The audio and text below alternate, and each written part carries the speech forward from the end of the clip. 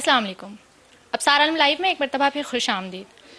آج سردار اختر مینگل نے اپنی قومی اسمبلی کی نشست سے استعفیٰ دے دیا ہے. بلوچ رہنما ہیں اور یہ بلوچستان کی جو موجودہ صورتحال ہے یا پاکستان کی جو موجودہ سیاسی صورتحال ہے اس میں اس استعفے کی کیا سگنیفیکنس ہے اور یہ کون سے اہم سوالات کو جنم دیتا ہے، اس کے اوپر آج بات کرتے ہیں. السلام علیکم سر. وعلیکم السلام. سوالات کو تو نہیں جنم دیتا ہے، ایک افسوسناک صورتحال کو جنم دے رہا ہے، لیکن آپ اس پہ اگر بات کرنا چاہتے ہیں کافی سوالات بھی ہیں کہ یہ استعفیٰ اس صورتحال میں آ جانا اور ان کا پارلیمنٹ کا جو نظام ہے عدم اعتماد کا اظہار کر دیا پارلیمانی نظام کے اوپر. دیکھیں، انہوں نے یہ کہا ہے کہ یہ سلیوشن نہیں دے رہا عوام کو. میں آپ کے کنسرن سمجھ رہا ہوں اور آپ نے آج یہ بات خود کی ہے کہ آپ اس موضوع پہ بات کرنا چاہتی ہیں، میں نہیں کرنا چاہتا تھا.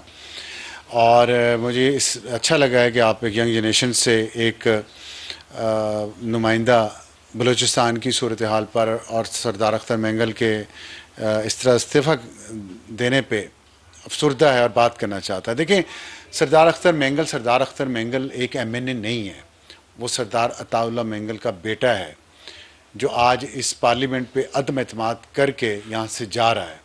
اور یہ میرا خیال ہے کہ ہمارے لیے جو بھی محب وطن پاکستانی ہیں اور جو آئین پر ایمان رکھتے ہیں، جو طاقت کی زبان نہیں سمجھتے، آئین اور قانون کی زبان اور محبت کی زبان سے قوموں کو، ملکوں کو اکٹھا رکھتے ہیں، ان کے لیے یہ ایک تکلیف دہ دن ہے آج کا. اور اس کی وجہ یہ ہے کہ سردار اختر مینگل، یہ جو آپ مسنگ پرسنس کی بات نہیں سنتی رہتی، سب سے پہلا مسنگ پرسن جو تھا نا وہ سردار اختر مینگل کا بھائی تھا، سردار عطا اللہ مینگل کا بیٹا تھا، اور پھر اس کو مسنگ کر کے مار دیا گیا. اس کی قبر تک کا نہیں بتایا گیا کہ کہاں پہ ہے. آج بھی سردار اختر مینگل اپنے بھائی کی قبر کو ڈھونڈتے ہیں اور سردار عطا اللہ مینگل اس دنیا سے چلے گئے انصاف کی امید لے کر. تو وہ سردار اختر مینگل آج انہوں نے پارلیمنٹ کے اوپر بھی عدم اعتماد کا اظہار کر دیا ہے. وہ میں یہی بات کر رہا ہوں نا کہ وہ سردار اختر مینگل جو اتنے ظلم اٹھا کے اتنے عرصے سے اتنے سالوں سے کوشش کر کے اپنے لوگوں کی باتیں سن کے تانے سن کے وہ پھر اس پاکستان کے آئین کا حلف اٹھاتا ہے، اس پارلیمنٹ کی آئین اس ملک کے آئین پارلیمنٹ میں آ کے بیٹھتا ہے، اسلام آباد کو دارالخلافہ سمجھتا ہے اس ملک کا، یہاں آتا ہے بار بار منتخب ہو کے اپنے حقوق کے لیے پرامن طریقے سے نیگوسیشنز کے ذریعے اپنا حق لینے کے لیے بلوچ عوام کا. آج ہم نے اس کو تانے دے کے، یہ جو بھی اس کے ساتھ زیادتیاں کر کے آج ہم نے اس کو مجبور کر دیا ہے کہ وہ یہ کہہ رہا ہے کہ اگر ہم اپنے حقوق کے لیے بات کریں تو ہمیں غدار کہا جاتا ہے. جو کتنی افسوسناک اور شرمندگی کی بات ہے آج تمام پاکستانیوں کے لیے کہ چھوٹا بھائی جس کے ساتھ ظلم بھی ہوا، زیادتی بھی ہوئی، وہ پھر گھر میں آتا ہے واپس اور گھر کے مرکز کو اپنا مرکز سمجھتا ہے. امید نہیں چھوڑی انہوں نے اس سسٹم سے، لیکن آج ایسا لگا کہ ان کی امید بالکل ختم ہو گئی. جی بالکل، یہ ظاہر ہے، یہ میں یہی تو کہہ رہا ہوں نا کہ انہوں نے تو بار بار آنے کی کوشش کی، آئے بھی، لیکن اسٹیٹ رسپونڈ نہیں کرتی. اسٹیٹ رسپونڈ نہیں کرتی، اسٹیٹ بلکہ زیادتی کرتی ہے، اور یہ زیادتی اس طرح ہوتی رہے گی. میں نے پہلے ڈاکٹر عبد المالک بلوچ کا آپ کو ذکر کیا کئی دفعہ، حاصل بزنجو کا ذکر کیا، ان کو سینٹ الیکشن کس طرح ہروایا گیا، سینٹ چیئرمین کا الیکشن. کیا یہ زخم نہیں اکبر بگٹی کے قتل کو تو ہم کہتے ہیں وہ تو زیادتی ہے، حاصل بزنجو کو سینٹ چیئرمین کا الیکشن ہروانا بھی تو زیادتی تھی. وہاں ڈاکٹر عبد المالک کی حکومت کو ختم کروا کے سردار ثناء اللہ ظہری کی حکومت لانا بھی اور قدوس بزنجو کی حکومت لانا بھی اور جام کمال کی حکومت لانا بھی تو زیادتی ہے نا. تو آپ منتخب نمائندے جو اصل نمائندے ہیں بلوچستان کے، ان کو پیچھے رکھ کے اختر مینگل کی حکومت بھی آپ نے ختم کر دی تھی، سردار عطا اللہ مینگل کی حکومت بھی ختم کر دی تھی. تو جب آپ یہ کریں گے، ان لوگوں کی حکومتیں ختم کریں گے جو عوام کے صحیح نمائندے ہیں، اور پھر آپ کہیں لوگ آپ سے محبت کریں، تو کیسے کریں گے؟ مرکز سے محبت کیسے اس پاکستان سے محبت کریں گے؟ اب آپ اگر اس کو لارجر امیج بھی اس کا دیکھ لیں کہ پولیٹیکل فورسز پاکستان میں سائیڈ لائن کی جا رہی ہیں، اس سے آپ نہیں سمجھتے کہ ایک اور طاقت کے لیے بہت زیادہ رستہ کھلتا جا رہا ہے؟ کون سا طاقت، کون سا رستے بند ہوتے جا رہے ہیں؟ طاقت سے آپ لوگوں کے دلوں پہ دیکھیں. میں آپ کو بتاؤں، میرے جاننے والے نے مجھے کہا کہ فورسفلی کوئی چیز امپوز نہیں کی جا سکتی، ٹائم لیتا ہے. اچھا کام، کسی سے پیار، کسی سے محبت، اٹ ٹیکس ٹائم. آپ فورس کر سکتے ہیں کہ اب طاقت نے راستہ کھول دیا، باقی لوگوں کو سائڈ پہ ہٹا دیں اور طاقتور جا کے فتح کر لے. محبت سے دلوں کو فتح کیا جاتا ہے. قومیں محبت سے قریب رہتی ہیں، طاقت سے نہیں رہتی. اور اس طرح کے لوگ دیکھیں انہوں نے کیا کہا، انہوں نے کہا ہے کہ میں عوام کی حقیقی نمائندگی نہ ہونے کی وجہ سے میری طرح کی آوازیں بھی کوئی معنی خیز تبدیلی نہیں لا سکتی. نہیں رہ سکتے میری طرح کی آوازیں سے کیا مراد ہے کہ کیونکہ وہ ایفرٹ کر رہے ہیں, وہ پارلیمنٹ کوشش میں آ کر کے بیٹھتے ہیں, بالکل حلف اٹھاتے ہیں. محمود اچھک اس ملک کا آئین کا حلف اٹھاتا ہے نا وفادار رہنے کا.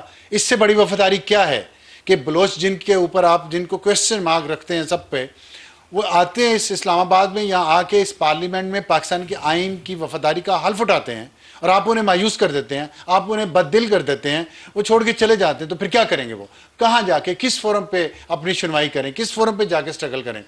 اور یہ جو بلوچستان میں جتنا نوجوان لوگ ہیں ان کو جس طرح سے ایلینیٹ کیا جا رہا ہے پاکستان سے اور پاکستان کے میں مقصد اسی سے, طرف آ رہی تھی کہ اس ریزگنیشن سے ان کی یہ جو ایلینیشن ہے یہ کیسے اس کا ابھی آپ آگے کیا فیوچر دیکھ رہے ہیں؟ وہ تو بڑھے گی, ظاہر ہے بڑھے گی جی. آپ اسٹیٹ کے ساتھ آپ کا وفاق کے ساتھ جو تعلق ہے وہ مزید دوری کا ہوگا اس میں. بالکل ہوگا. اب دیکھیں میں نے آپ کو ذکر کیا اکبر بگٹی کا, جاتی کی, حاصل بزنجو بلوچ, آپ نے سینٹ چیئرمین نہیں بننے دیا. پھر ڈاکٹر عبد المالک, آپ نے اس کو چیف منسٹر نہیں رہنے دیا, دوبارہ نہیں آنے دیا اسمبلی میں. اور پھر اس کے بعد آپ یہ قدوس بزنجو ٹائپ لوگ جو ہیں اور ثناء اللہ زہری جیسے, کیا ان کی پرفارمنس تھی, کیا ان کی گورننس تھی, کس نے کیا کاسٹ اینڈ بینیفٹ انالیسس. پھر آپ مجھے لوگ کہتے ہیں میں جذباتی ہوں اور میں بات کرتا ہوں ان کے خلاف, اس لیے کرتا ہوں کہ میرا دل ٹوٹتا ہے اس ملک کے لیے. اس ملک کے ساتھ یہ لوگ کرتے کیا ہیں, اتنے ڈم کیوں ہیں, ان کے دماغ کیوں نہیں کام کرتے کہ آپ ایک چیز محبت سے مفت میں خرید سکتے ہیں, آپ وہ نہیں لینا چاہتے. آپ زور زبردستی سے لوگوں کو محروم کیے جا رہے ہیں ان کے حقوق سے. اب اختر مینگل اگر چلا گیا, محمود اچکزئی پہلے ناراض ہے, آپ کے پاس گراؤنڈ جن کی روٹس ہیں اس بلوچ دھرتی میں, ان میں سے کون ہے وفاق کے ساتھ اس وقت جس کو آپ رکھیں گے اور آپ کے لوگوں کے دلوں پہ فتح کر لیں گے. اور نوجوان نسل کی بات کی, میں پیسے کی بات کرتا ہوں. سب سے بڑی چیز معیشت ہوتی ہے, اور معیشت کیا ہے, 1,50,00,000 لوگ ہیں بلوچستان کی پوری آبادی 1,50,00,000 ہے. اس میں سے 65% لوگ وہ ہیں جن کی عمر 30 سال سے کم ہے. وہ کتنی تعداد بنتی ہے؟ تقریباً 78 لاکھ بنتی ہے. اوکے, صرف 78 لاکھ لوگ, اس میں سے بھی 50% لوگ جو بلوچ ہیں نا وہ بلوچستان سے باہر رہتے ہیں, سندھ میں رہتے ہیں, کراچی میں رہتے ہیں, پنجاب میں رہتے ہیں, وفاق میں رہتے ٹھیک ہے, وفاق میں رہتے ہیں, لیکن یہاں تو کم ہے سندھ بہت. تو بہت سے لوگ, چلیں میں کہتا ہوں سارے بلوچ آپ اس میں کاؤنٹ کر لیں, 78 لاکھ بنتے ہیں.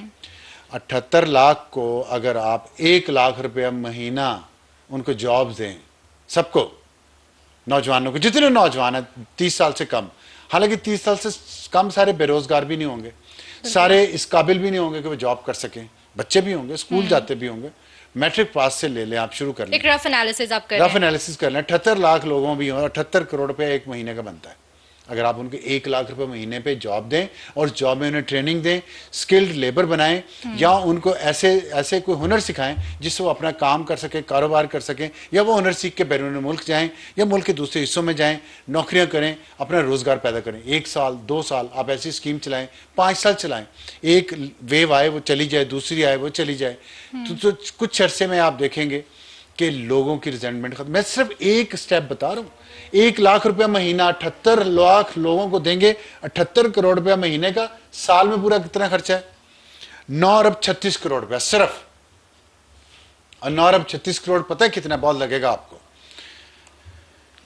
جو پچھلے سال جو وفاق کا جو ایک پول ہے پیسوں کا, جس میں سے بلوچستان کو اس کا حصہ دیا جاتا ہے, کتنا دیا گیا آپ کے اندازے, رف اندازے میں کتنا دیا گیا ہوگا؟ 551 ارب روپیہ. 551 ارب روپیہ. اور جو آپ ہمیں بتا رہے ہیں دیٹ از اراؤنڈ 9 ارب. 9 ارب. اور اس سال دیا جائے گا 661 ارب روپیہ.